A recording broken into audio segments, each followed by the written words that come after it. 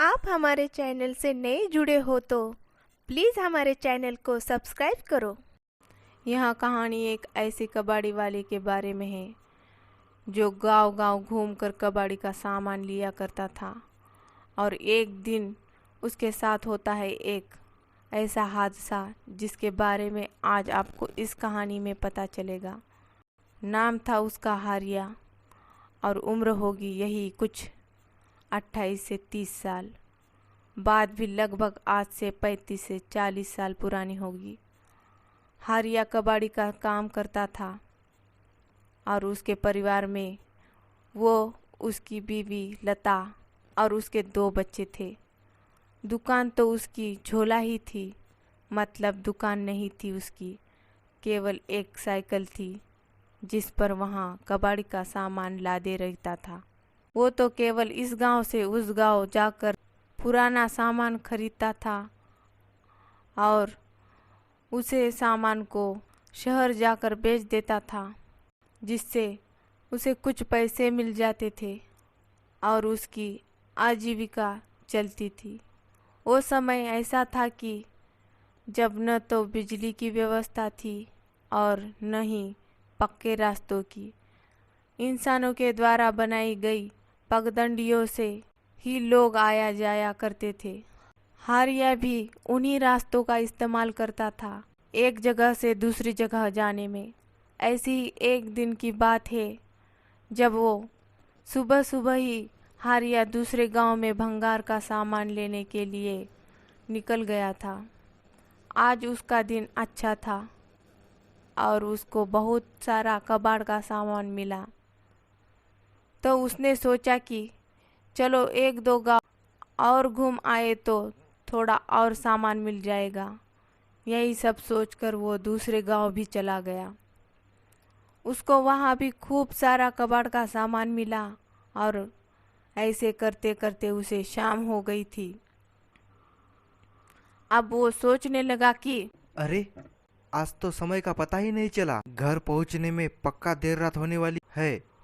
अगर आज मैं यहाँ रुक जाता हूँ तो घर पर सब मेरी चिंता करेंगे, इसलिए मुझे जल्द से जल्द निकल जाना चाहिए। और यहाँ सब सोचकर वो अपने घर की ओर निकल गया। वैसे वो अपने गांव से काफ़ी दूर आ गया था और तकरीबन 3 से 4 घंटे उसके लगने वाले थे अपने गांव तक पहुंचने में। हे भगवान, आज काम के चक्कर में बहुत लेट हो गया हूँ। घर पर लता और बच्चे मेरी राह देख रहे होंगे। मुझे जल्द से जल्द घर पहुँचना चाहिए। उसके घर का रास्ता वैसे तो बहुत लंबा था। अगर वो जंगल वाले रास्ते से जाता तो वहाँ जल्दी पहुँच जाएगा। यही सब सोचकर वो जंगल वाले रास्ते की ओर चला गया। रात के कुछ 10 बज रहे होंगे। उसे जंगल से थोड़ी दूर पर लालटेन और आग की रोशनियां दिखाई दे रही थी, तो उसे थोड़ा सुकून मिल रहा था।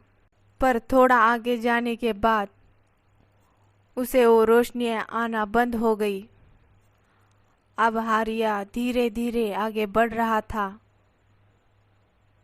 पर उसके सामान की वजह से वो थोड़ा थक भी रहा था।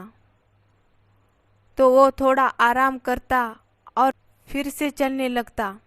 धीरे धीरे चलते चलते उसे उस जगह में से अजीब सी आवाज़ आने लगी और उसको महसूस हुआ कि कोई तो है उस जंगल में उसके अलावा जो इस तरह की आवाज़ें कर रहा था। उसको एक गंदी सी बदबू भी आने लगी थी। खराब पानी की होगी जो यहाँ जमा हुआ होगा और यहाँ अजीब सी आवाज़ शायद इस सामानों से आ रही होगी। थोड़ा आगे जाने पर उसने फिर से महसूस किया कि पेड़ों पर कोई तो है, शायद ये कोई पक्षी हो। पर फिर उसने देखा कि वो जो कोई भी है वो एक पेड़ से कूदकर दूसरी पेड़ पर जा रहा था और थोड़ी सी चांद की रोशनी में उसने देखा कि वो एक बड़े बालों वाली एक बूढ़ी औरत थी जो कि इधर से उधर कूद रही थी। यहाँ देखकर हरिया डर गया, क्योंकि किसी भी बूढ़ी औरत का ऐसे एक पेड़ से दूसरी पेड़ पर कूदना बिल्कुल भी आम बात नहीं थी।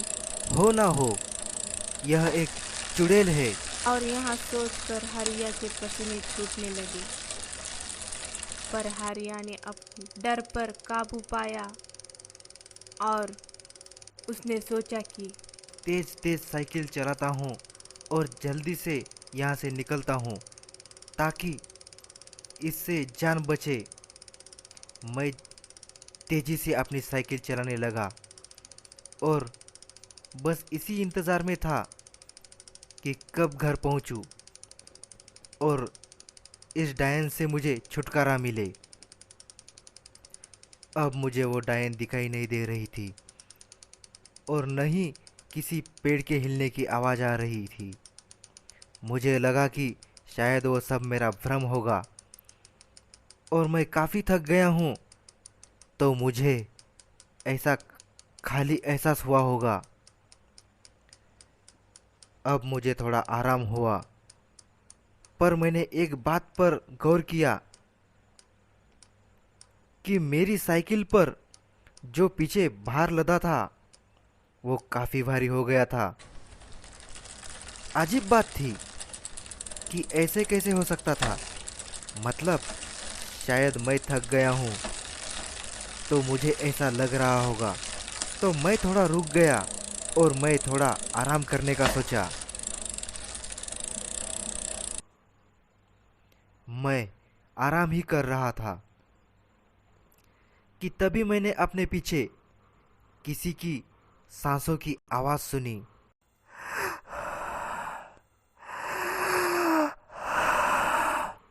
ऐसा लग रहा था जैसे वहाँ मेरे अलावा कोई और भी है। मुझे फिर से पसीने आने लगे और मैं पीछे मुड़कर देखा, पर वहाँ कोई भी नहीं था। मैं काफ़ी थक गया हूँ, मुझे टॉयलेट करके निकलना चाहिए। मुझे पेशाब आ रही थी और मैं पेशाब करने के लिए पास ही की झाड़ियाँ तक गया। और जब मैं अपना काम ख़त्म किया तो जब मैं अपनी साइकिल तक जाने लगा तो मैंने देखा कि एक बूढ़ी औरत सफ़ेद बालों वाली, यह वही चुड़ैल थी जो कुछ देर पहले पेड़ों पर कूद रही थी। उसे देखकर मेरी जीभ गले में ही अटक गई। वो चुड़ैल काफ़ी भयानक और उसका चेहरा बहुत ही बदसूरत और काला था। उसकी एक लंबी नाक थी और उसने काले रंग की शाल ओढ़ रखी थी। वो मेरी ओर देखकर हंस रही थी और अपनी जीभ मेरी तरफ करके मुझे उसके पास बुला रही थी। यह देखकर मैं समझ गया कि यह एक मांस नोचनी चुड़ैल है और आज ये मेरा भक्षण करेगी। उसने उसके हाथ में बड़े गंडासे को देखा और वो चुड़ैल उस गंडासे को हवा में हिलाते हुई उसके पास आने लगी। बस अब जितनी जान से हो सके मुझे भागना होगा, वरना ये चुड़ैल मुझे जिंदा खा जाएगी। और यहाँ सोचकर हरिया तेजी से आगे गांव के ओर भाग रहा था और वो चुड़ैल भी उसके पीछे तेजी से भागने लगी। वो चुड़ैल उसके पीछे भागते वक्त बड़ी ही भयानक और विकराल रूपी लग रही थी। पर हरिया भी जोर जोर से हनुमान जी का नाम लेते हुए भाग रहा था जय हनुमान ज्ञान गुण सागर और जय बस कपीस गांव तीनों लोक तक आ उजागर। ही रहा। जय हनुमान ज्ञान गुण सागर जय कपीस तीनों लोक गांव उजागर। तक आ जय ही गया हनुमान था ज्ञान गुण सागर जय तब कपीस चुड़ैल तीनों ने लोक एक उजागर। डोर की जय चीख हनुमान निकाली ज्ञान गुण और सागर कहा, जय कपीस तीनों लोक उजागर। रुक रुक, मुझे बहुत भूख लगी है। और फिर वो चुड़ैल हवा में गायब हो गई।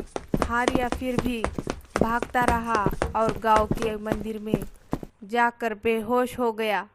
फिर अगले दिन जब उसको होश आ गया, सबने उसे पूछा कि क्या हुआ हारिया, तेरी ऐसी हालत और तू यहाँ क्यों सो रहा है। फिर हारिया ने उन्हें पूरी बात बताई तो वो सब उसे बोले, अरे तेरा दिमाग खराब था क्या, जो तू उस मांस नोचनी के जंगल से गुजर कर आया। खैर तेरा भाग्य अच्छा है जो तू बच गया, तुझे भगवान ने बचाया।